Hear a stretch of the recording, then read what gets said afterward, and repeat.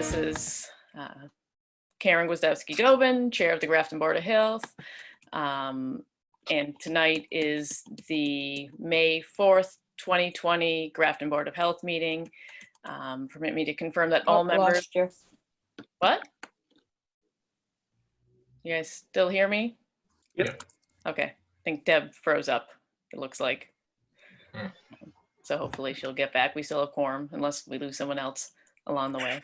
Permit me to confirm that all members and persons anticipated on the agenda are present and can hear me. Members, when I call your name, please respond in the affirmative. Dan Finn. Yep, I'm here. We'll go to Austin Magnan. Hey guys, I'm here. Deb Schwinnard. I'm here. Okay, she's back. Well, I lost you guys. So I jumped over. I'm like, and Deb. I don't see Josh yet unless he's not He's on. trying to get in. He said he couldn't get the link to work. I just saw an email. Okay, I think He's he was using the wrong one. Yeah, he was using the wrong one, exactly. okay. He's using the Tell for him to this call in. Can I forward him my link, or is that's No. specific? Yeah, I didn't think It's so. specific to you. The link in the agenda Yeah. would work for everyone. Yeah. He can I'll call send in, him. Austin. I'll send them the call-in stuff right now. Thanks, Okay. Bill. Perfect. Oh, there's Josh. I can't get the link to work. Oh, I There we can go. see him. I just saw him jump on. Oh yeah. His voice isn't on yet, but he's partway in, it looks like. En route. Hello. Hey, Hi. everybody. All right, so we can Josh. finish up with the members. Okay, so please respond in the affirmative, Josh, when I call your name, Josh Briggs. Josh Briggs here. All right, now we can keep on going. Yay, technology. So staff, when I call your name, please respond in the affirmative. Nancy Connors. Here. All right, and then from the Alliance, Phil Leisure. Affirmative. All right, and I don't know if Colleen was planning to join or not, so. No, I'm covering. I didn't think so, but I figured I would just mention before we jump to the next side of the world. So as I mentioned, this open meeting of the Grafton Board of Health is being conducted remotely, consistent with Governor Baker's executive order of March 12th of 2020 due to the current state of emergency in the Commonwealth due to the outbreak of the COVID-19 virus. In order to mitigate the transmission of the COVID-19 virus, we've been advised and directed by the Commonwealth to suspend public gatherings, and as such, the governor's order suspends the requirement of the open meeting law to have all meetings in a publicly accessible physical location. Further, all members of public bodies are allowed and encouraged to participate remotely. The order, which you can find posted on the town's website at www.grafton-mass.gov, allows public bodies to meet entirely remotely so long as reasonable public access is afforded so that the public can follow along with the deliberations of the meeting. Ensuring public access does not ensure public participation unless such participation is required by law. This meeting will feature public comment if there are any. For this meeting, the Grafton Board of Health is convening by video conference via the Zoom app as posted on the town's website identifying how the public may join. Please note that the meeting is being recorded, so keep that in mind that others may be able to see you, and take care not to screen share your computer because anything that you broadcast could be captured by said recording. And with that, I want to open up the meeting, if I can have a motion. Sure, I'd like to make a motion to open this meeting. Second. Then actually, when you make the motion, state your name also. Sorry, Right. only our second time having this one. Sure. This is Dan Finn, Vice Chair. I'd like to make a motion to open this meeting. Deb Schwinnard, second. All in favor, do it, roll call by name. Dan Finn, aye, yes. Deb Schwinnard, Josh. yes. Austin Josh Magnan. Briggs. Hi. Josh Briggs. Aye. Karen Gwiazdowski-Gobin, aye. All right, so the first item on the agenda, but before we do, allow me just to cover some quick ground rules for conduct during this. I will introduce as chair each topic on the agenda and any speakers that may be on the agenda. And then after any remarks are concluded from said speaker, I will go down the line of any members if they would like to provide any comment, questions, or any type of motions, depending on the topic. And then if there are any attendees that are not part of the discussions and the board members, please obviously mute your lines just in case there's any background noise, especially where we are getting recorded.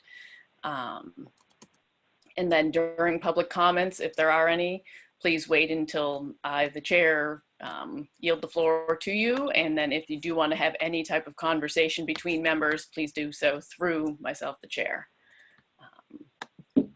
And any motions and voting, you know, obviously we do it via the roll call method, so that way it's captured accordingly with public meeting.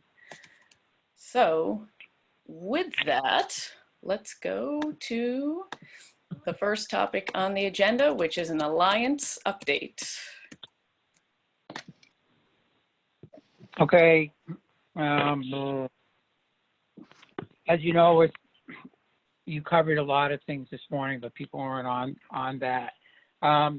There is certainly a certain amount of anxiety by everybody to want to open everything all at once, which if you heard the governor today, they're really working with the reopening advisory board and asking businesses to come up with a plan on how they're safely going to open. So that'll be probably simpler for businesses that have an association that can do some of that work put together. I'll use golf courses as an example. I think they have an association, car washes, etc. But like today, we did get the Grafton Flea Market. He's anxious to open, and it's like we don't really have any particular guidance on that particular type of operation, but we have guidance on farmers markets, and there's grocery store and that type of retailer guidance out there. Right now we're also asking for guidance on rec camps, pools, semi-public pools, family type campgrounds, those type of seasonal type operations, which again, how are you going to manage social distancing and mask orders? People go to family type campgrounds so they can go to a pool, hang out, have barbecues. So I don't know how that's exactly going to happen. And we just had a big demonstration at the State House to open everything. So, you know, things are anxious. But I think we're going to get some guidance. It's just a question of when that will come. And then, but then there's an expectation that we're going to do this for everyone, when it's really the businesses need to show us how they're going to implement the guidance. So, you know, we'll do the best we can. The Contact Tracing Collaborative is up and running tomorrow. They're going to be actually turning the switch on where if cases go into Maven, the individual towns and nurses will be able to say, we'll pick this case, or no, we're not taking it. And then the other option is if they don't pick it up by, I think it's 6 o'clock at night, then the community tracing collaborators will pick it up. This will help us for sure. Our whole team's been working on this since this whole thing started. And, you know, we have the Walmart that's still closed in Worcester. We're dealing with some others in the Alliance to make sure they're following protocol. I think that we're going to have certain situations like that on any business that's going to be open for the foreseeable future. In the meantime, you know, it's nonstop, so we're still trying to maintain some sense of wellness and trying to, you know, it's just no end in sight for us right now. So doing the best we can, and we'll continue to do so. So if you have anything specific you want to talk about, So I have Here. a question. I have a question, Phil, about wondering who at the Alliance is trying to keep up with the tracking, contact tracing, I guess it's called. Are there a couple of people that are handling that? well, we have our 3 nurses, and then we have Cassandra is kind of like a dispatch coordinator. We got Nikki, we got other folks. Danielle's is handling the line, the Worcester line that we have. We have other people in community health that are helping out. So there's a whole I- team of people that are Well, doing yes, that. and That's then good. I've even had to have lists, here, call these 10 people, verify their addresses, send them some isolation quarantine information. So this has been nonstop for us. The community tracing collaborative will be helpful. And if there's like a cluster in a new nursing home or a group home, those won't go to the community tracing collaborative. They'll stay with the individual towns. So we're really trying to stay ahead of it one day at a time. Yeah, I'm sure it's a pretty big project. And we're a little behind the Eastern Surge, where they're starting to see they were plateauing, and now they're starting to see some of their numbers go down. We're probably a week behind that overall. Yeah. But then on the other hand, you're seeing these protests like open up, and there's going to be a second wave. Oh yeah. So I mean, what can we're following the protocols. We have particular issues. We have individual contacts they've been given for follow-up, and that's been working well. We've been dealing a lot with non-essential and essentials. We've been working with the Department of Labor standards. They've been good for follow-up when we need that. And then with this going on to the next day, they're really trying to do this phased opening, but it's got to be done thoughtfully and based on numbers, not just people's perception. Yeah. Unfortunately, it's become political, and that makes it hard. On us because we're the ones we're the ones that are facing that. Right. But that makes it difficult. We're already, overworked, tired, stressed, and then you throw that on top of it. Right. And, Yeah, you're the ham and the ham sandwich, as they say, unfortunately. I feel more like spam right now. And baloney. Yeah. Okay, thanks. Do any of the other members have any questions for Phil or anything else regarding that? Hi, this is Josh Briggs. Really, I'd just like to say thank you. It sounds like you guys are really straight out doing a lot of work over there, and I just want to say that I can speak for everyone I know. Thank you for keep working like that. I know it's a huge job. Yeah, thanks, Phil. Agreed. Yep. One day at a time. Well, tomorrow's Cinco de Mayo. This is Dan Finn. I should identify myself before I suggest tequila. But anyway, Whatever. thank you. All right. One thing I didn't mention is probably because I'm so used to when we have like no one actually attending our meetings from outside of our own little group, is if there's anyone attending outside of the actual Board of Health or Nancy or Phil that has any questions or comments when we open up anything for public comment, please use the chat feature in Zoom and submit any questions that way, and then we'll see them on our end and we can read them off.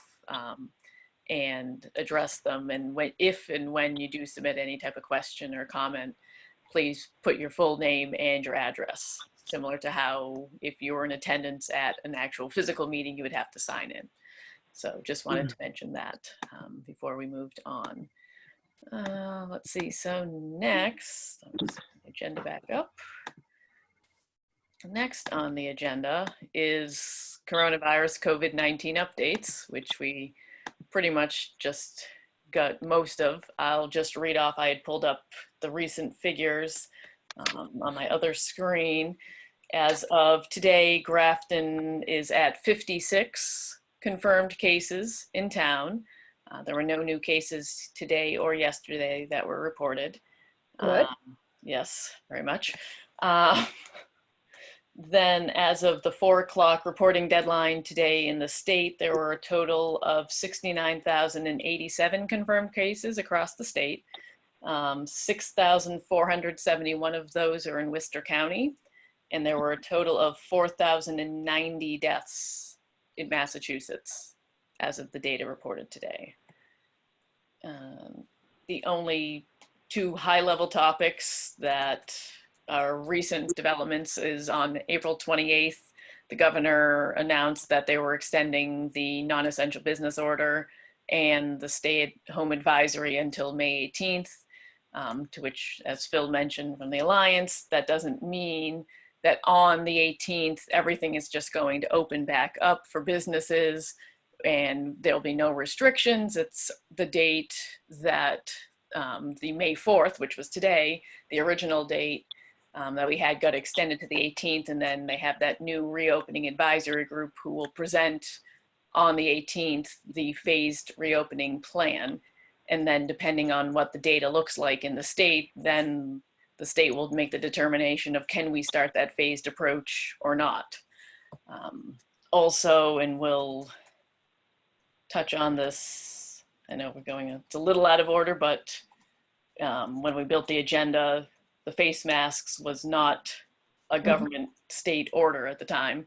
So on May 1st, the state announced the issuance of an order requiring the use of face masks or face coverings in places open to the public, and that's indoors or outdoors, where individuals cannot appropriately social distance from others. It goes into effect on Wednesday and applies to all individuals over the age of 2 years old. There are exceptions, so if there was someone who has a medical condition that wearing a face mask or covering would be detrimental to their health, then they have an exception.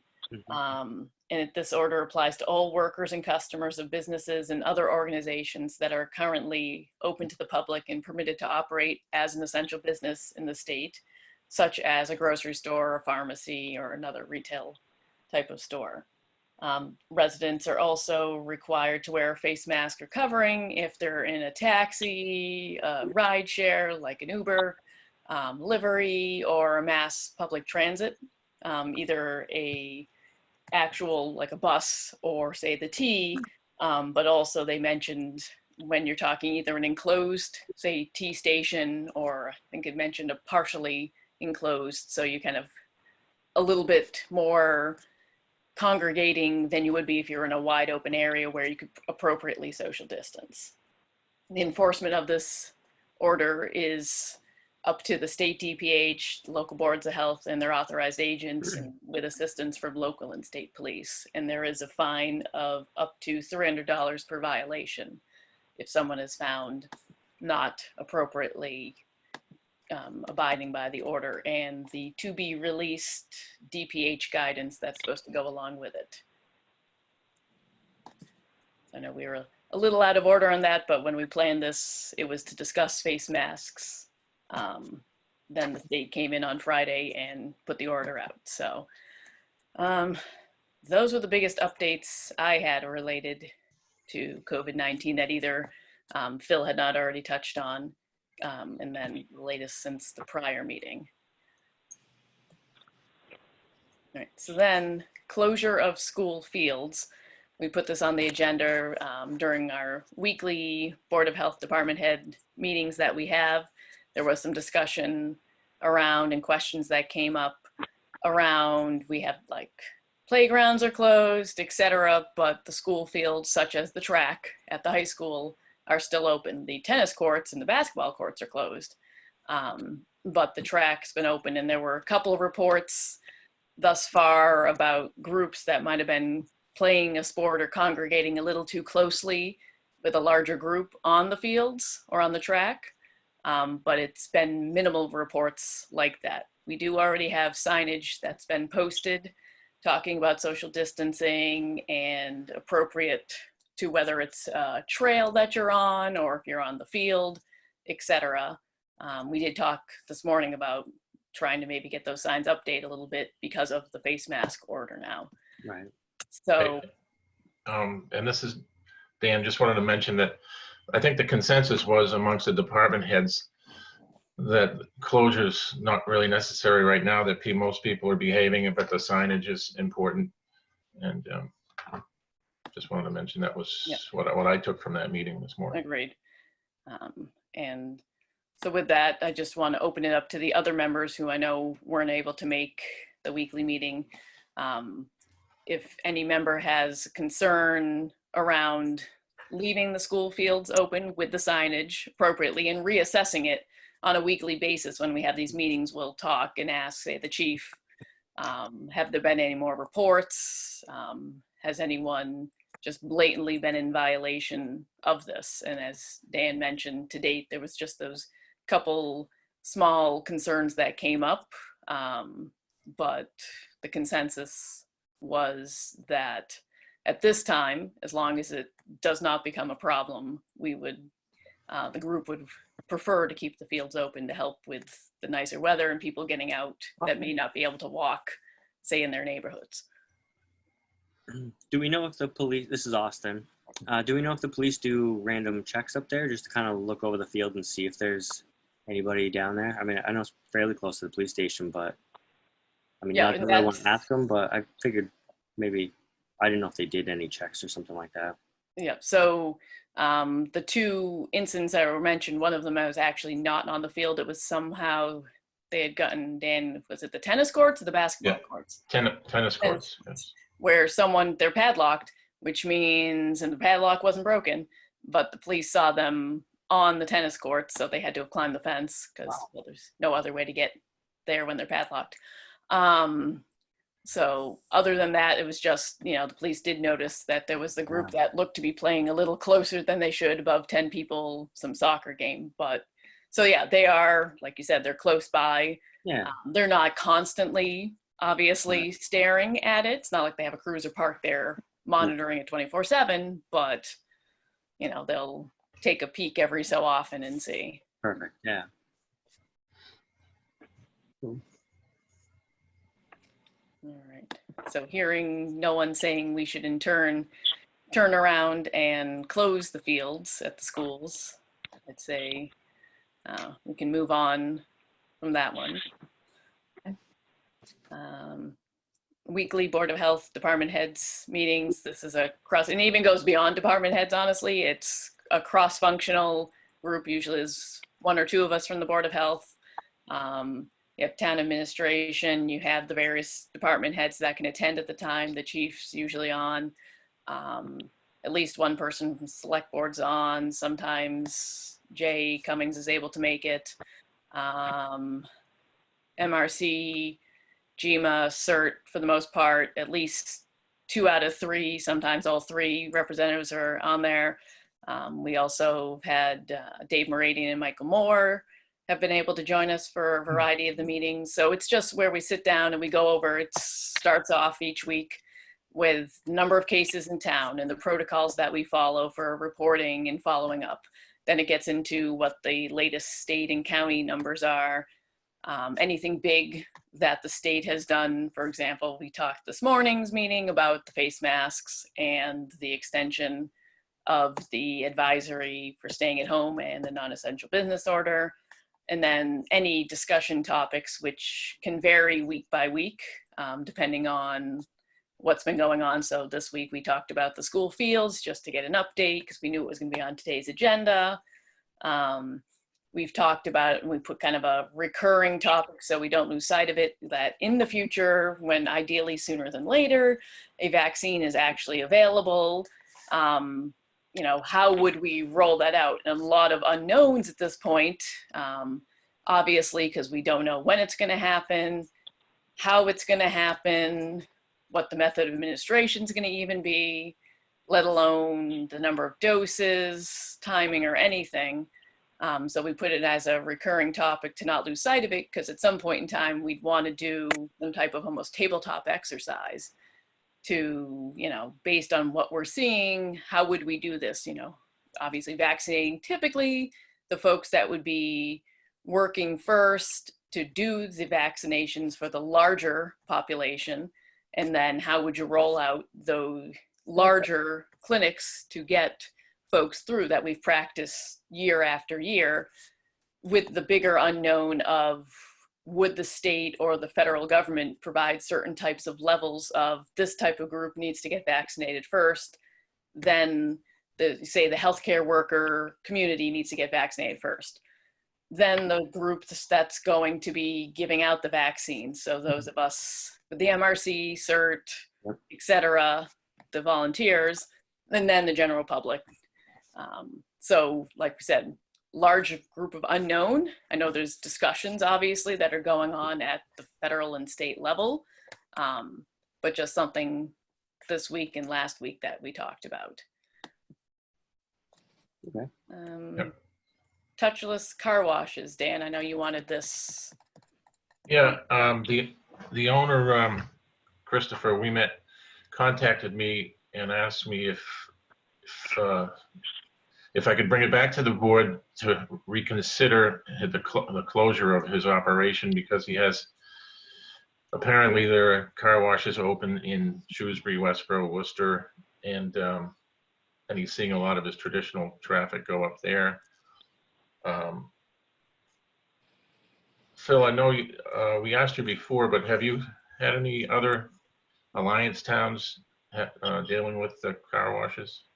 Yeah, and we've sent cease and desist orders out to anyone that we know are operating. I think he's kind of using anecdotal evidence, if you even want to call that evidence.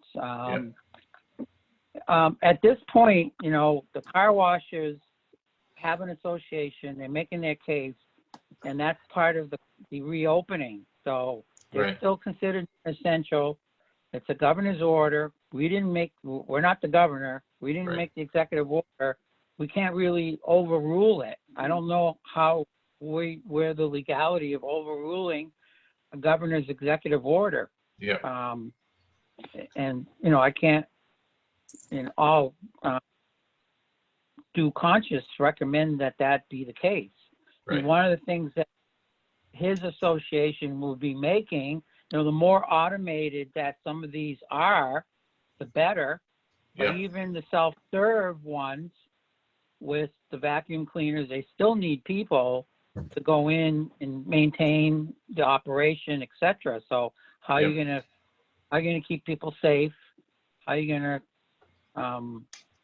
make contact, you know, lessen any kind of contact, etc. So, I mean, I'm golf course, all your seasonal. Actually, I was just going over another list. You know, what about all your adult and kids summer sports programs? You know, we get into this better weather, and there's so many seasonal functions that are cracking to open. And, you know, I'm just reading a CNN thing right now. A security guard at a Family Dollar store in Flint, Michigan was shot and killed after telling a customer to wear a face mask. So, you know, unfortunately, this got politicized, and until we dial this down a notch somehow, we still have to do things in some kind of safe, reasonable, thoughtful fashion. And so that's just where we're at. Right. This is Dan again. So I guess I'm not so sure we need to take another vote or motion or vote on this, but it sounds like the consensus of this group is that they should remain closed until the 18th, or unless some state restrictions are lifted. Yeah, this is Karen. I mean, it's right in the FAQs with the governor's order when Yeah. it talks about essential versus non-essential. Yeah. And one of the topics is the question, because I'm sure it's come up multiple times, around car washes. And it flat out says car washes are non-essential. Yeah. Even if their car wash is used, say, for ambulances, police, and fire, it Right. still gets classified as non-essential. And as Phil said, we can't override a state order. Yep. You know, we're always able to, in most situations, become stricter with Right. regulations and orders and advisories. But at a minimum, we follow what the state states. None of the, Okay. you know. Okay, well, that's fine. This is Dan again. I just told him I would bring it to the board's attention, and I can let them know that we don't think there's any changes that are going to bring it back until we hear from the state. This is Debbie. Then why on the weekend was the car wash open?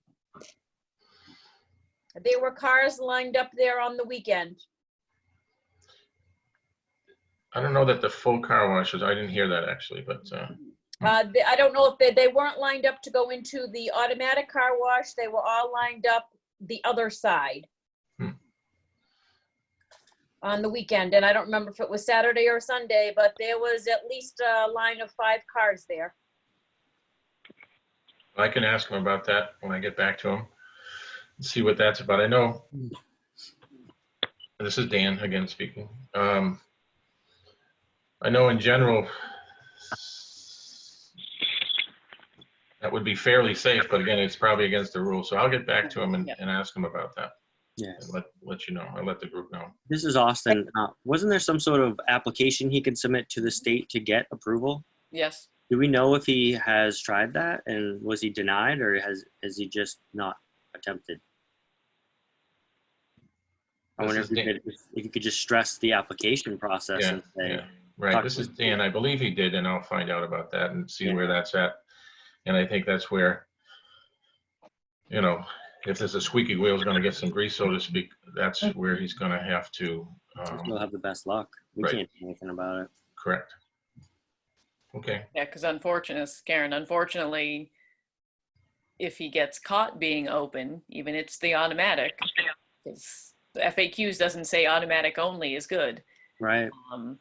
then, you know, you could end up with a cease and desist Right. versus voluntarily just not opening. Right. Correct. Okay. Well, that's information I can get back and requested to. Oh, this is Dan. Thanks. Maybe I was gonna say, if you could maybe print out the application or provide him somehow with the applications, then he almost has no excuse as to why he hasn't attempted it. But hey, his choice. Karen, it's Nancy. Can you hear me? Yes. What about the doggy part of it? Is that supposed to be closed or open? I can almost guarantee you that the state order FAQs do not get down to that level. I guess we'd have to look. Oh, sorry, Phil. What's that? Dog grooming is non-essential, so the dog wash place would Should be be considered closed. non-essential. Yep. That's what I was kind of figuring. I hadn't looked into whether grooming for dogs was non-essential or not, but I was assuming it probably would go down the path of non-essential. Because that was open today too, I think.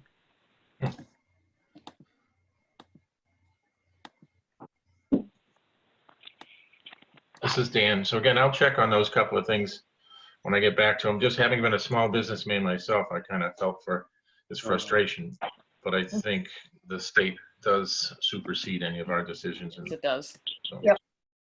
Okay, It thank does. All right. Grant extension of Tufts biomedical permit due to COVID-19. Nancy, I'm trying to pull up the email now. this, I know we had given them an extension. I don't remember to what date now it was. I think it You was gave like them an the beginning of June, but it's before our next meeting. You No, gave them an extension to the end of the fiscal year, the end of June Oh, of the end of June. 2019. Yep. And that is that's when it expires. So John Tonkus from Tufts sent another email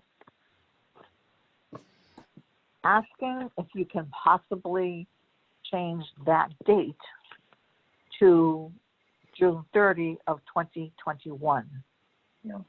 Oh, I want to extend it a year. Mm-hmm. That's pretty far.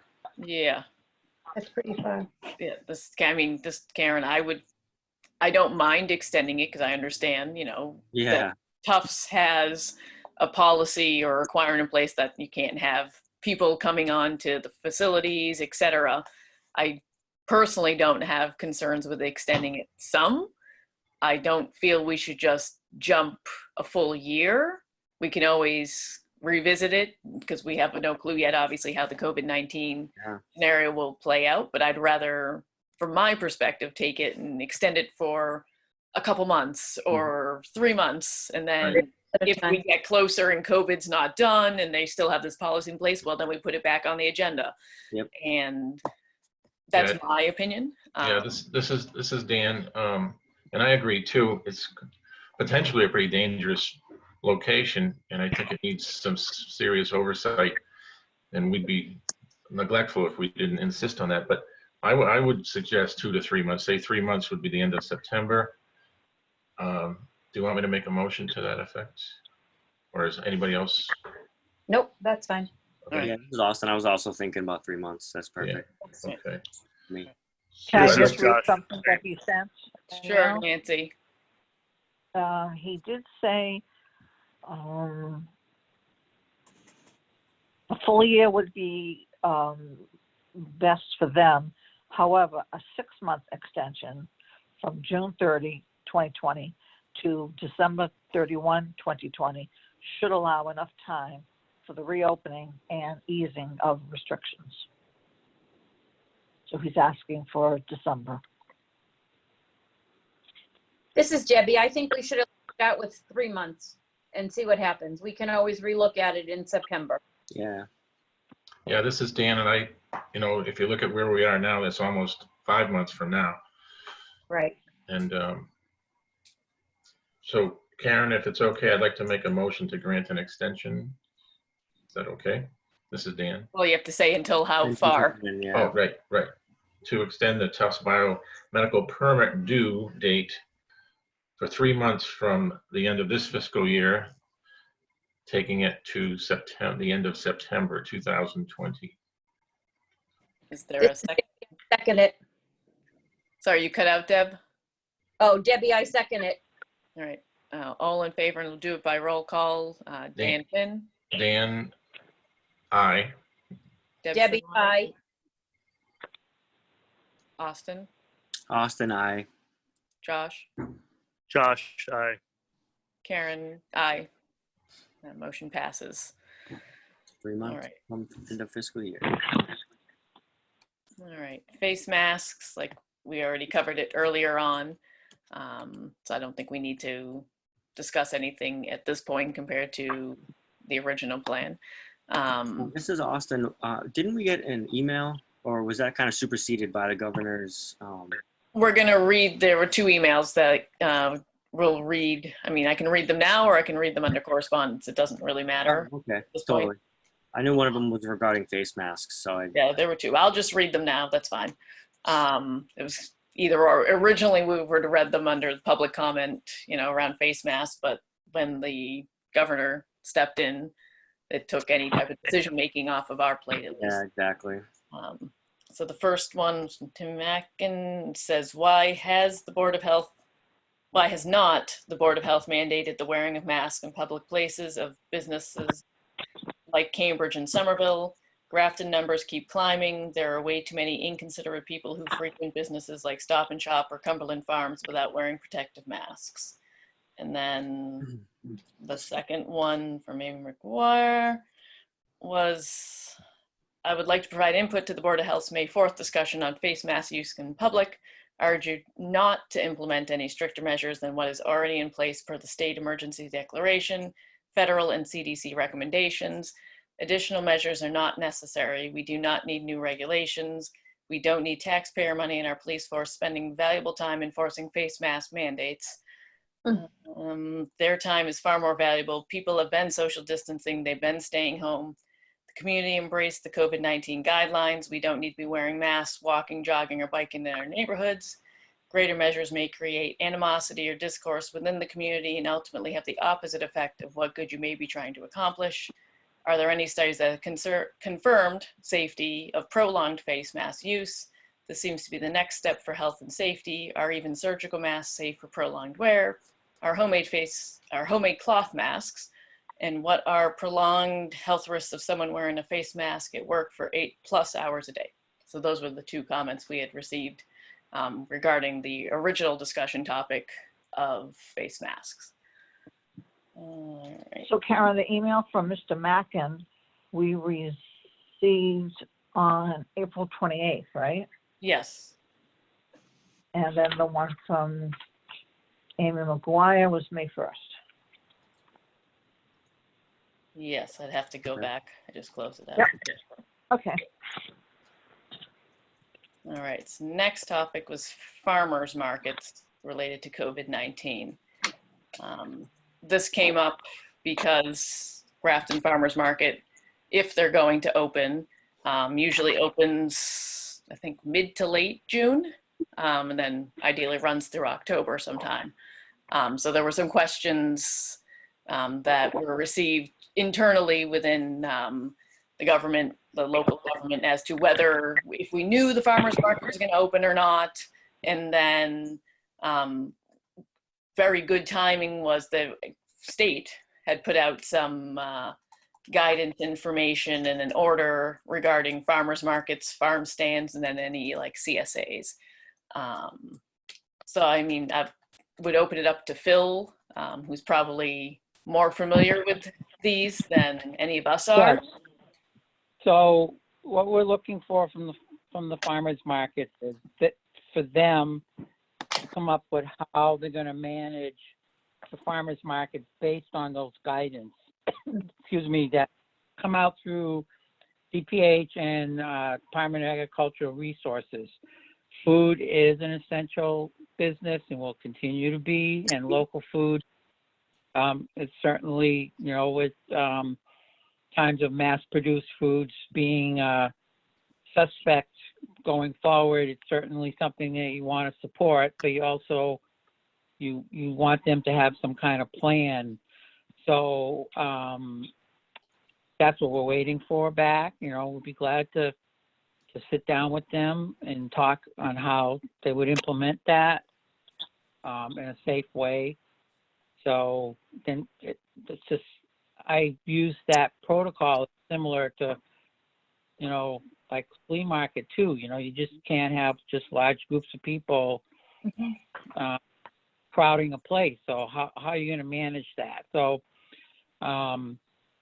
Shrewsbury is talking about, you know, you can order ahead, and you can have like drive-through pickup. Again, there's different models to how you're going to do that. I deal with one in Petersham, and they usually have a musical group, and you know, unless it's a solo act and it's just there as background music instead of, you know, people congregating. So I think it's gonna be kind of some baby steps, but we need some kind of a plan how we're gonna approach that. So will they only, this is Nancy, will they only be Yep. discussing food vendors? Grafton has a lot of other type of vendors also, Phil, you know, the alpacas and women who some people do soaps and Right. things like that. Well, right now, they're classified as essential on the food end.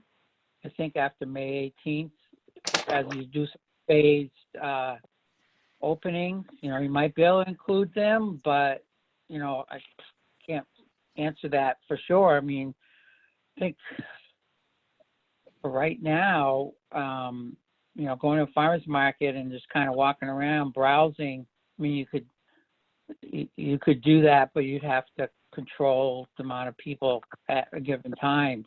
So I don't really know how that would look. Kind of would work on the food end first, see how that looks, and then add the others as it goes. So be continued. All right, thank you, Phil. All right. So the last topic is influenza clinics for the 2020-2021 flu season. And Nancy, I know this came up because obviously with trying to schedule and everything, I think there's the first question of, are we going to do influenza clinics this year based on some of guidance that we've heard thus far, or not? So I don't know, Nancy, if you have any more background on what you've heard from, say, Pat or anything yet around Hi, it's Nancy. others may be doing. No. I can check with some of the other Alliance towns use Pat as their nurse. Some do not. Okay. What prompted this was I got an email from McKesson checking to see if I wanted to pre-order, pre-book. And I said, I don't know. So what I did was I did pre-book, but if I want to cancel without penalty, I need to do it before July 1st. All right. So we could, So, yeah, sorry, Phil.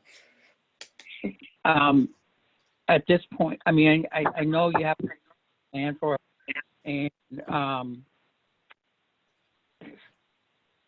I'm sure Pat right now, well, we're having I said that this morning, we're having a planning session on vaccine clinics, so maybe I can bring that up then to kind of get some sense of where Pat would be. She's been 24/7 with COVID-19 right now. So, but I know that this is the time you have to order. So I think they're safe on doing the pre-ordering. And by the time the penalty period comes up, I think we should have a clear answer. Because I also see flu clinics being busier this year, given the whole emphasis on vaccinations in general. And who knows if you can do I have no idea what the COVID vaccine is going to look like, how much exactly. But, you know, you could see the potential of going to your doctor, pharmacy, and getting both, you know. Yep. But I can't say that that's a for sure thing. So. Yeah, this is I'll Dan. bring it up. Oh, go ahead. I'll bring it up on Friday. Yeah, this is Dan. It sounds like we have some time and could put it back on our agenda for June if necessary to revisit it. Yep. Karen, this is Nancy. Yes. Pat did say she would be willing to do it, but Okay. she's just not sure what is happening. What's happening? Yeah. There's a lot of not sure what's happening. Right. A lot of And stuff. she's not sure if the elderly would want to, because now we have it here at the health office, and everyone sits in the hallway. Yeah. Yeah, so they want to come. Yeah. Yeah. So, I mean, I think we should put it on the June meeting will be well before the July cancellation date. So we have at least that one meeting before then. So. Sure. This is Austin. When do the farmers markets typically open up? Where they were saying mid-June. So we would Yeah. It's Father's Day weekend. okay, so our next meeting would still be before. Maybe. Okay. Okay, thank you. All right, so that's all we had for discussion topics. Is there any other Old or new business? Karen, it's Nancy again. Yep. Every June, I hold a CPR first aid class for the townspeople. I don't think I'm doing it this year. No. Excuse me? I would say my advice would be no. And then in the fall, in October, I do the town employees, but we have That- plenty of time for that. Yeah, TBD on that one, but yeah, I wouldn't do the June. You probably would get no one that would want to show up, honestly. Seriously. All right. So no mail or correspondence, other than we had those two comments. I'm not seeing anything in the chat box, so that just leaves upcoming meetings. We have June 8th, July 13th, August 10th, and September 14th. We have conference rooms for all of them. We're very optimistic, obviously, that we booked all the conference rooms for them. Who knows? But I already have the Zooms set up. I didn't send out the invites yet, but for the June 8th and the July 13th dates, so that way those are already in the Zoom account. So to help with any potential conflicting meetings, since people are all remote trying to do everything. So at least I've got it already. It's kind of like reserving the conference room as such. I've reserved the Zoom. All right, so if there's nothing else. I'd like to make a motion to adjourn the meeting. This is Dan Finn, and everyone stay well and have a healthy month or week. It's Debbie seconding the motion. All right, all in favor, Dan, I, Dan. Deb, Aye, Deb. Austin, Aye, Austin. Josh, Hi, Josh. Karen, I.